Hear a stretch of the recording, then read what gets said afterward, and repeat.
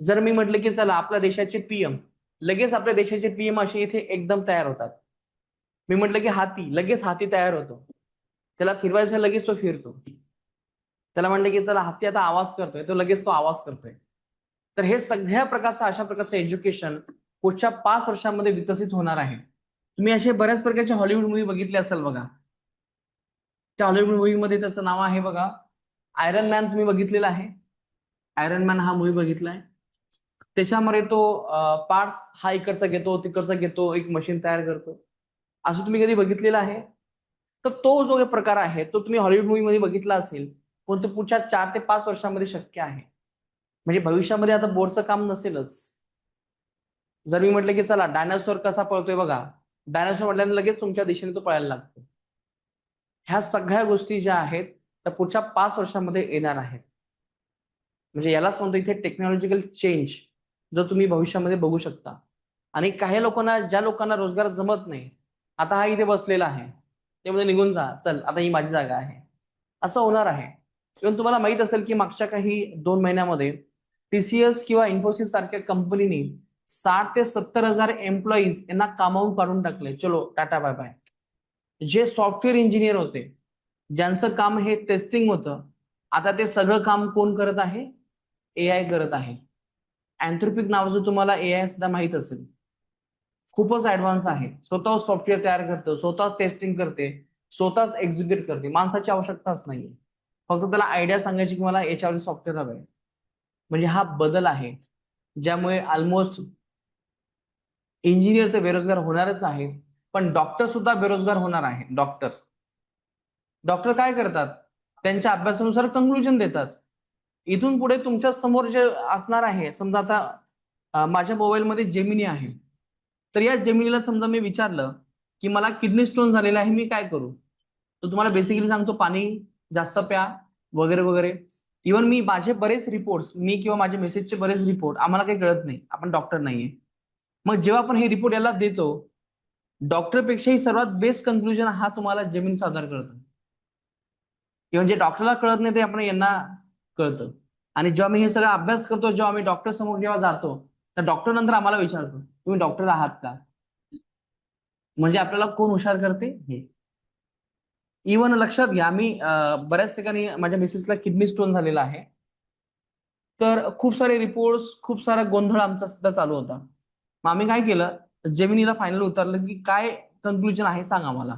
3-4 reports तिला दिली आणि तिने आम्हाला फायनल कन्क्लुजन सांगितलं की हा खडा खूप छोटा असल्यामुळे ऑपरेशन करण्याची गरज नाही. आणि मग नंतर आम्ही आणखीन एक फेमस न्यूरोलॉजिस्टला भेटलो आणि सांगितलं की काय कन्क्लुजन आहे. त्यांनी सुद्धा सेम ओपिनियन दिलं. पण त्याच्या आधी 3-4 डॉक्टरने सांगितलं होतं की ऑपरेशन करावं लागेल. म्हणजे are you getting my point? म्हणजे जे गोष्टी तुम्हाला आज फेमस फेमस न्यूरोलॉजिस्ट उत्तर देतात, तेच उत्तर कोण देते? जेमिनी देते. आणि हे सगळं फ्री आहे. Yes or no? फ्री आहे. म्हणजे याचा अर्थ हा होतो की आपलं लाईफ जे आहे ते सर्वात बेस्ट बनवण्याचं काम भविष्यामध्ये एआय करणार आहे. पण यामध्ये आपल्या पोटावरती नक्कीच मार पडणार आहे, लक्षात ठेवा. म्हणजे अशा प्रकारच्या तंत्रज्ञानामुळे जेव्हा आपण बेरोजगार होतो, या स्थितीला आपण इथे तांत्रिक बेरोजगारी असं म्हणतो. समजलं? खूप मोठा विषय आहे. याच्यावरती आणखी खूप सारं बोलता येईल. आणि एक नक्की लक्षात ठेवा, तुम्हाला सुद्धा बदलावं लागेल. कारण की आज तुम्ही अभ्यास करता मला मान्य आहे. पण जर 5 वर्ष जर अभ्यास करत राहिला, तुम्ही जगासाठी शून्य होऊन जाल. जगासाठी तुमच्याकडे कोणत्याही प्रकारची स्किल नसेल. म्हणजे जे लोक आज अकुशल काम करतात, त्याच प्रकारचे भविष्यामध्ये आपल्याला काम करावे लागतील. तर त्यामुळे तुम्ही अभ्यास करत असताना एक लक्षात ठेवा, 2 वर्ष जास्तीत जास्त अभ्यास करा. खूप चांगला अभ्यास करून लवकर पोस्ट काढा. नाहीतर हे जग तुमच्यासाठी नाहीये. खूप खराब हालत होणार आहे. इथून पुढे गव्हर्नमेंटचे जॉब सुद्धा हळूहळू कमी होणार आहेत. कारण की या सगळ्या गोष्टींमध्ये काय येणार आहे? एआय येणार आहे. तर त्यामुळे आपल्यासाठी खूप लवकर अभ्यास करून आपल्याला मूव्ह ऑन व्हायचं आहे. तर हे झालं तुमचं तांत्रिक बेरोजगारी. आता दुसरा प्रकार आहे, त्याचं नाव आहे घर्षणात्मक बेरोजगारी. घर्षणात्मक बेरोजगारी म्हणजे काय? तर मला सांगा, तुम्हाला ह्या इमेज नुसार तुम्हाला काय कळतं? What you understand from this image? Yes, काय लक्षात आलं सांगा मला तुम्हाला या इमेज नुसार?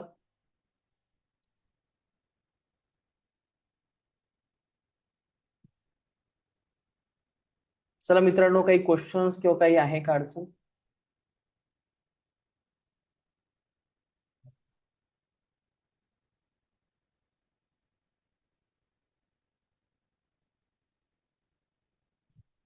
चला, या इमेज नुसार तुम्हाला काय कळते?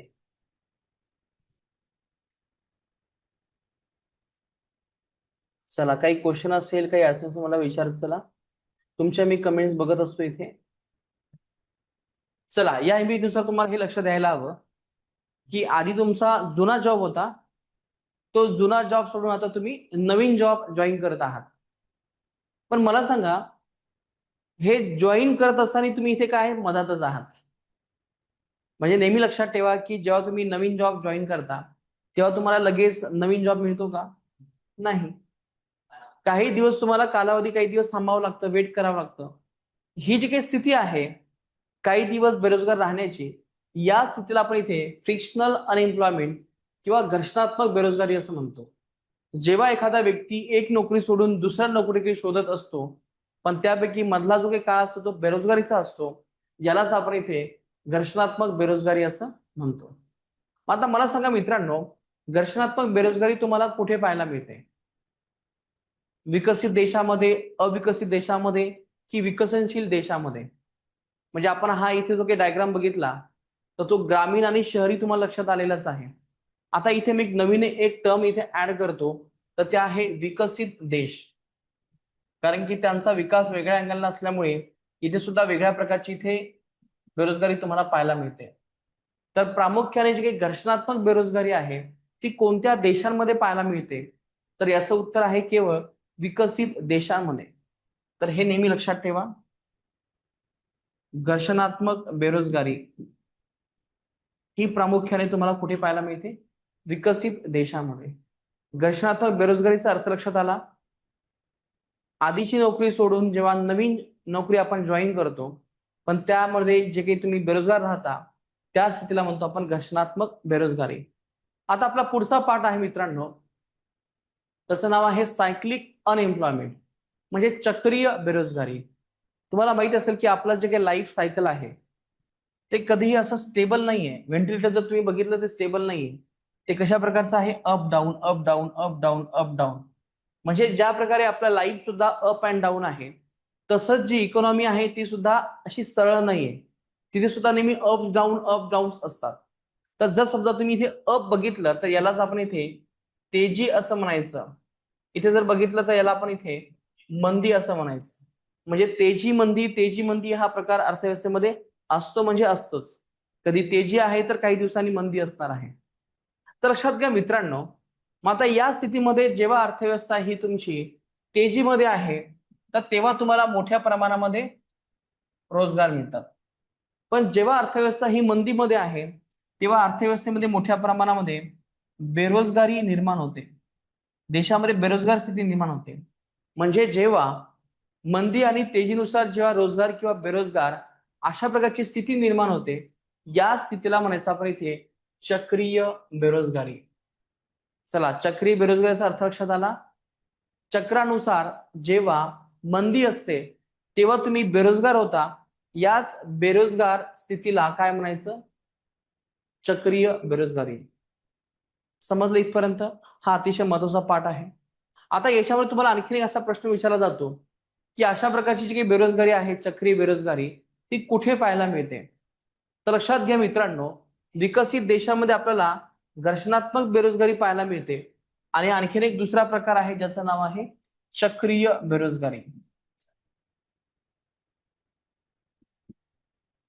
चक्रीय बेरोजगारी म्हणजे लक्षात आलं तुम्हाला? हा डायग्राम याच्यावरती खूप वेळेस प्रश्न आलेले आहेत. लक्षात घ्या, विकसित देशामध्ये कोणत्या प्रकारची बेरोजगारी आढळते?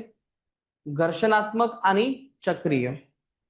आता मला सांगा, तुम्हाला इथे चक्रीय बेरोजगारी याचा अर्थ कळालेला आहे का? यस, सांगा मला, चक्रीय बेरोजगारी म्हणजे काय?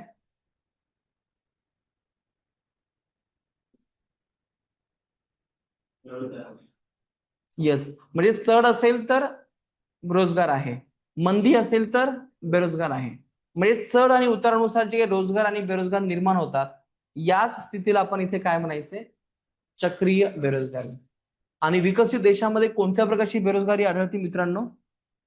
तर ती आहे नेहमी चक्रीय बेरोजगारी आणि घर्षणात्मक बेरोजगारी. आता आपल्याला पुढचा प्रकार बघायचा आहे, तो आहे आपला इथे सुशिक्षित बेरोजगारी. सुशिक्षित बेरोजगारी म्हणजे काय?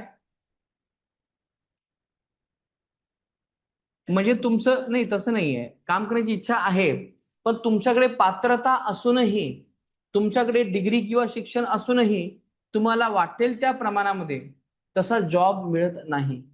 यू आर वेल एज्युकेटेड, तुमचं एज्युकेशन चांगलं आहे पण तरी सुद्धा तुम्हाला तसा जॉब नाही. एका ठिकाणी डिग्री घ्यायचं आणि दुसऱ्या ठिकाणी काय व्हायचं? बेरोजगार.